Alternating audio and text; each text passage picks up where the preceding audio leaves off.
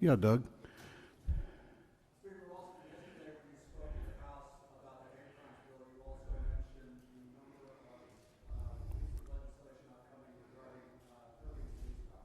I'm sorry, regarding what? Yeah.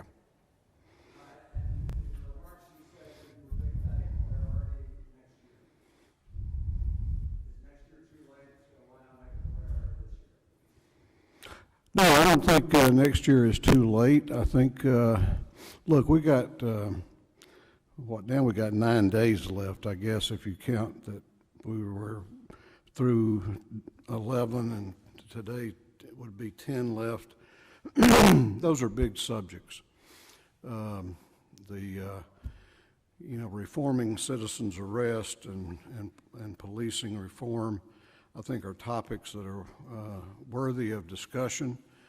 But you certainly don't want to tackle issues like that in haste.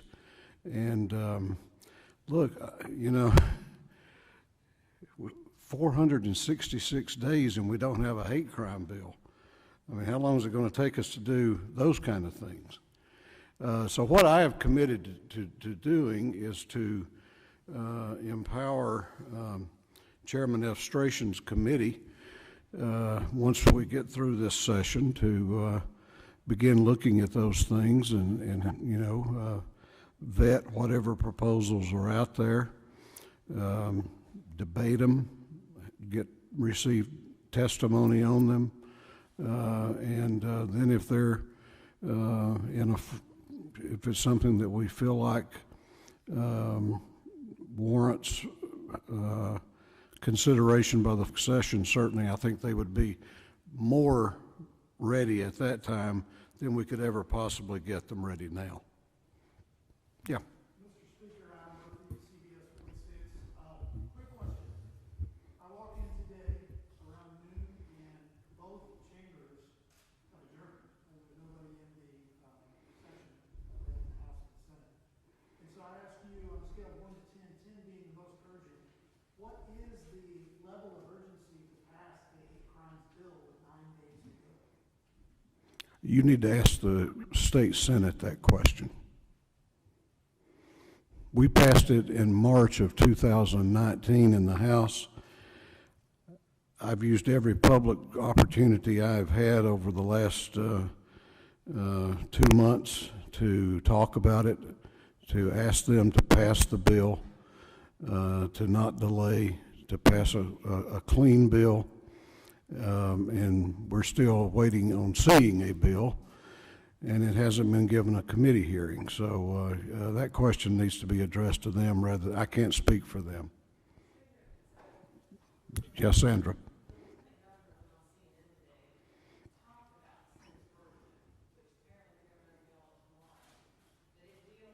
I thought he said it was going to be today. I'm sorry? I hadn't heard it was going to be tomorrow. This morning I did see his comments on CNN. He said he was unveiling it today. And so, okay.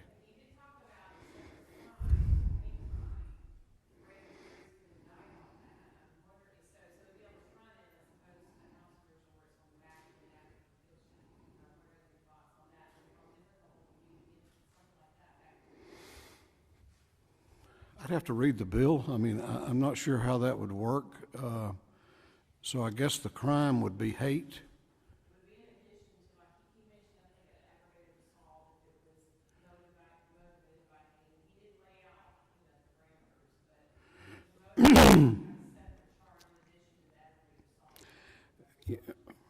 I think out of fairness, Sandra, I would want to see the bill first before I commented on that. I mean, we've heard many different things that they were looking at over there, and this is the latest thing I've heard. That's why I gently suggested, no amendments. If somebody, has something they want to improve on it next year, I'm certainly willing to look at that. But picking up this is part of the problem here. Is if you wait this late in the game to pick the thing up, I mean, you know, it's trying to make it all fit together. But hate crimes needs to be passed. I mean, it's just that simple. Yeah, Phil. Thank you, Mr. Speaker.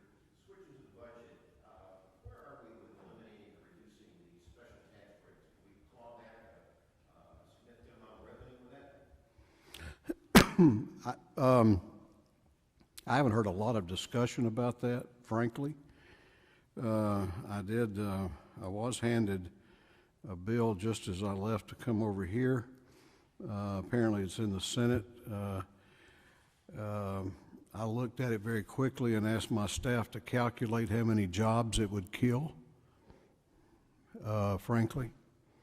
You know, this is not a good time to be killing more jobs. We've lost a lot of jobs during the pandemic. So I think we need to be about the business of growing jobs back. And you know, you may remember back in 2010, when I was first here, one of the things that we looked at was how do we grow out of this Great Recession?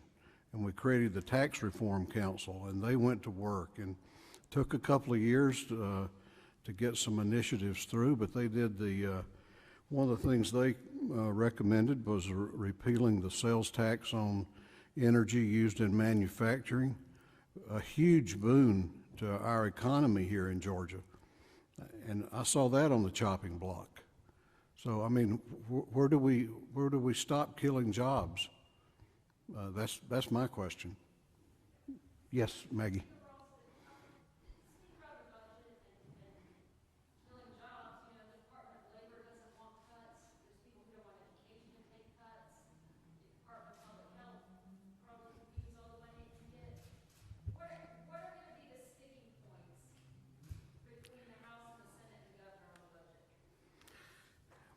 I don't know, but I've gotten a lot of good advice on the budget. I get emails and letters, and it's all the same. It's very simple. Cut everything in state government except that which I am interested in. Except everybody's interested in something different, obviously. And I don't know that I think it's too early to say what if there are any sticking points. You know, the governor asked for 11% across the board cuts, and we'll try to deliver those. I've not seen the Senate's version of the budget yet. I understand tomorrow maybe it's going to be voted out. So maybe we'll get to see what their thoughts are tomorrow, and then we'll sit down with Chairman England and his team and look at those. So I don't want to predict problems that may or may not exist, or issues that may or may not exist at this time. Yeah. There's been some discussion about maybe at least raising the tobacco tax up to the national average. Everybody's pushing for it to go as high as the national average. Is that something you can get behind, or do you feel like that? I'm not a tax increaser, so I'm predisposed to not raise taxes, particularly during this kind of a climate that we're in here in the state. You know, I suspect that I think that raising that tax would probably do more to, and maybe this is the goal, to change behavior than it would be to raise revenue. But I'm not too keen on that. Yeah. Are you satisfied with state government's current response to COVID-19, and is there anything else that we need to be doing? Am I satisfied with where we are? Was that the question, Jeff? What state government is doing? I think state government has gotten is doing a good job, frankly, particularly when you look at some of the other states and other large cities. In fact, I think with the help of Dr. Toomey and General Carden and Director Bryson and all the folks that have helped the governor. I think Governor Kemp's done a good job managing through this. You know, there's no book written on how you get through these kind of crises, and so it was a great challenge. Every state had its kind of dealt with it differently, and but I'm pretty pleased with where we are.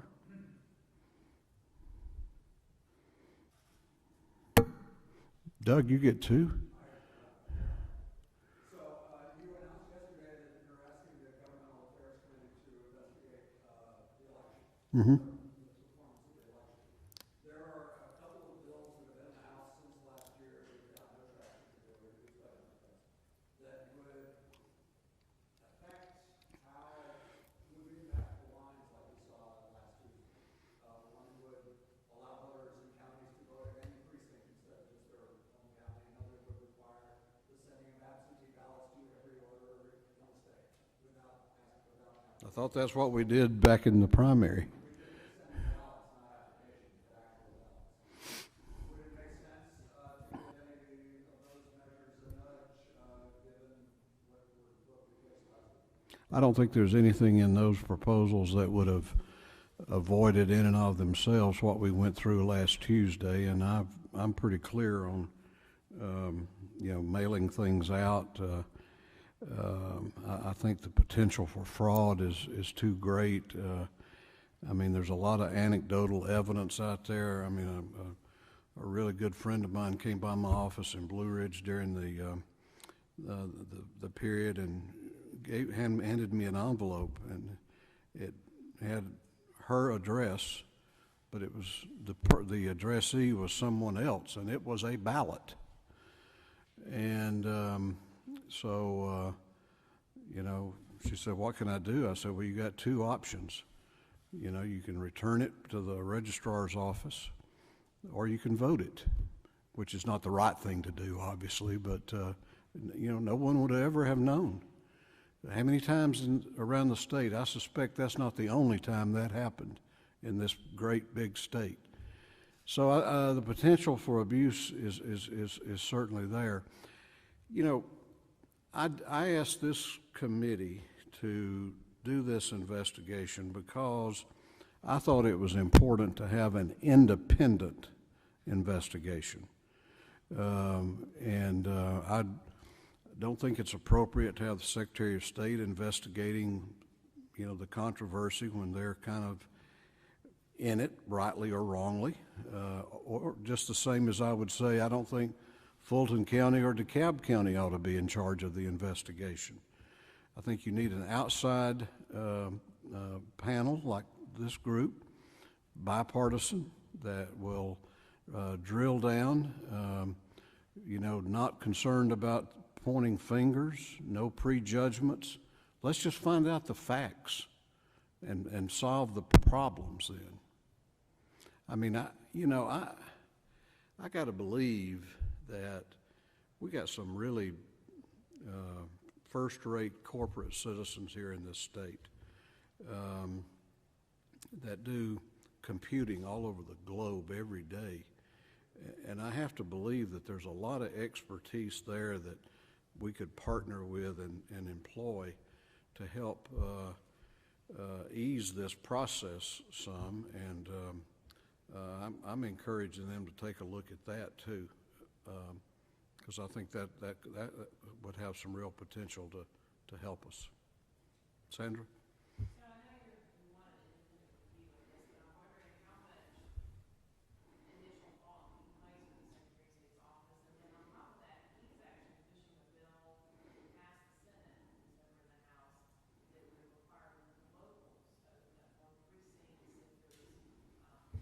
Sandra, I'm for some reason I'm having trouble hearing you. Soft voice.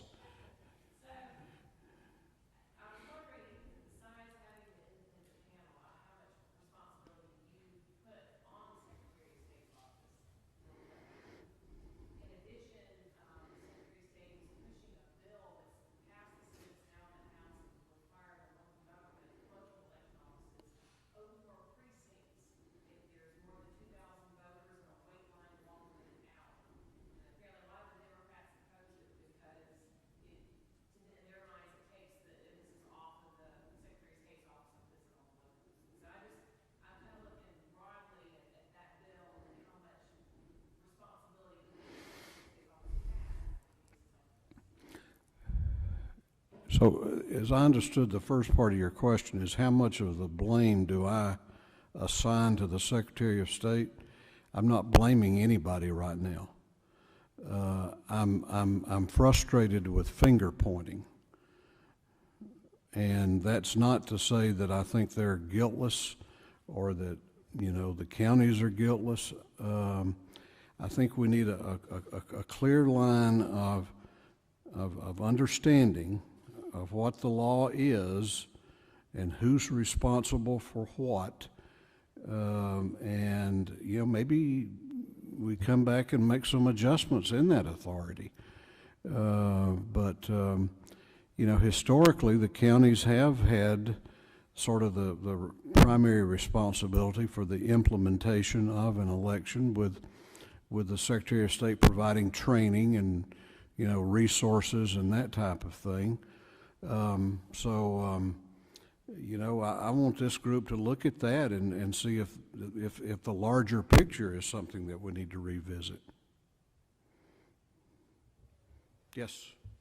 That being said, do you see an avenue in which there could be policy change before the November election, special session?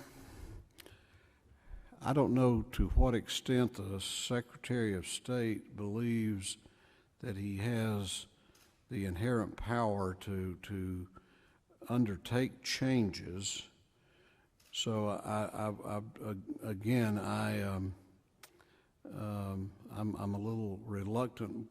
That's kind of a hypothetical right now. I would hope that this committee could maybe complete its work in a couple of 3 months, and we can look at that in adequate time. But I got to tell you, when we get out of here, it's going to take a day or two off for the 4th of July and celebrate our Independence Day holiday, and then it's going to be a sprint to November then, or a dash. It's going to get here in really quickly. Follow up. What is your message then to protesters, many of whom outside yesterday were asking for change, were complaining about these lines and looking to state lawmakers to try to do something about it? Well, my message would be that we are looking at fixing the problems here in this General Assembly, in this House of Representatives. We're not turning a blind eye. We're not taking sides in the finger pointing. That we're going to find out the truth, find out what the facts are, and try to fix the problems. I mean, I assume that that's the message that they would like to hear, and that is the message. Yeah. I've been noticing, with the sessions the past couple of days, it takes you guys 12 minutes to vote on a different bill because you've got to do all the roll call. How do you see that playing out at the very, day 39 and day 40? No way you can pass as many bills as you're used to passing. Do you see that as maybe a good thing or a bad thing? Well, it might actually be going too fast for some people. I'm not a great believer in passing a large quantity of bills. I mean, the members that are here today will tell you that, I've never advocated that we go in and pass a ton of bills every session. So to the extent that it makes our workload more manageable, I think that's probably a good thing. But it will be different. As the clock ticks on down to the end, you're not going to see the pace get, frantic as it usually does, because it's going to be what it's going to be. And frankly, I think they told me yesterday the first vote that we took yesterday took about 15 or 16 minutes, and then we had it down to 10 or 11 minutes by the time we finished and had it there today. I don't know that we're going to get much faster than that, and I told people that coming into the session, that 11 days goes in a hurry, except it's going to go slow. and it's going to obviously impact our ability to get to some bills that, you know, ordinarily we would have gotten to had we completed the session under a normal, in a normal environment. Yeah, James.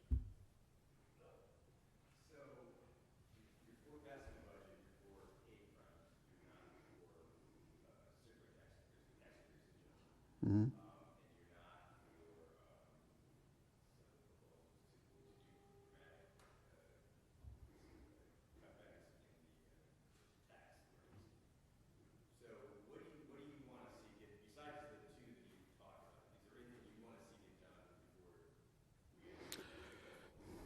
I've got a few out there that I'd like to see us do. The House turned out some good measures before we had to suspend the session. One of those was Chairman Sharon Cooper's maternal mortality bill. Probably wouldn't be able to put any money on that this year, but at least we can get it set up. That's one that I'd like to see us pursue.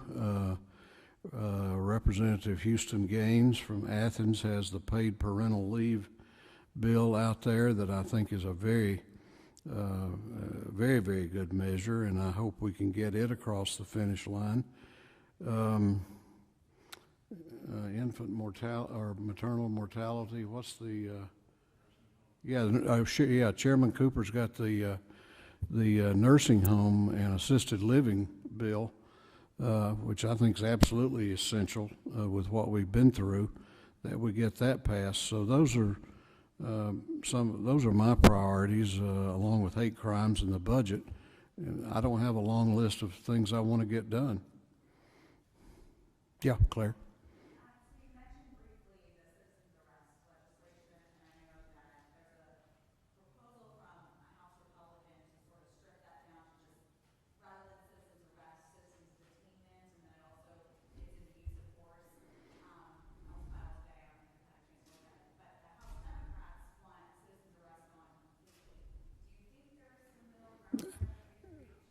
Can you restate that one, because I was having trouble hearing you?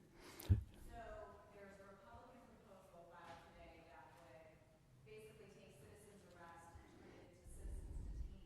So you're allowed to sort of follow someone or make them stay somewhere, but you're not supposed to physically arrest them, I guess. But the House Democratic Caucus wants to eliminate citizens arrest altogether after the Ahmaud Arbery case. Do you see some middle ground there? And I know you said you don't have a lot of time, but that's something that people feel very strongly about right now.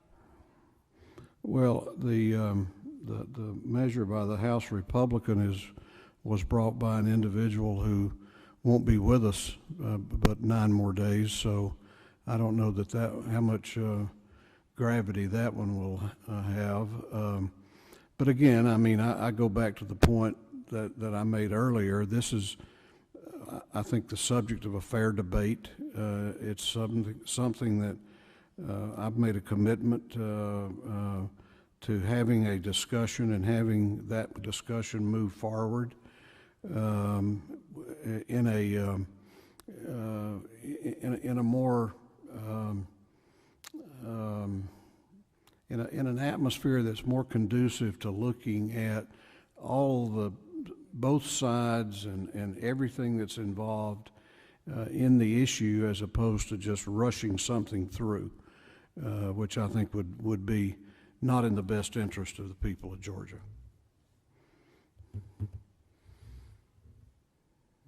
Okay, yes, ma'am.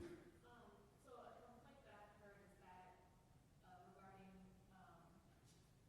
police reform and even hate crimes, is that Georgia seems to be reactive. And I know obviously the House passed hate crimes 400, you have to count, days ago. What are your thoughts on Georgia being reactive instead of proactive to these issues that aren't new? Well, I reject it as it relates to hate crimes. We passed the hate crimes bill, almost a year before the Arbery case. Before he was killed. That was not reaction. That was moving in a proactive way. police reform. There probably is some reaction there. I mean, that's a lot of times that's how we make law. How every legislative body makes law is you react to events, you react to conditions, and take action that's appropriate, having learned from those situations. And you know, I don't know that anybody was being proactive on some of these issues prior to the events that have evolved over the last few weeks. Democrats would say they've introduced bills, obviously hate crimes aside, they've introduced different types of police reform bills in the past that haven't gotten much traction, so just from that. I don't know the bills they're talking about. They didn't come and ask me to, to support any of those bills, so I'm not familiar with them if they did.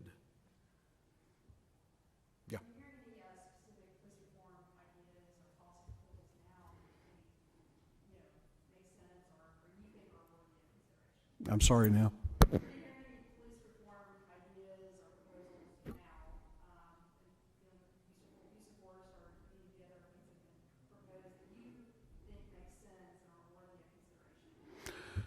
Well, I think, I've heard some ideas about training, some additional training, maybe some more specialized training. I've even talked to law enforcement officers that think that's probably not a bad idea. So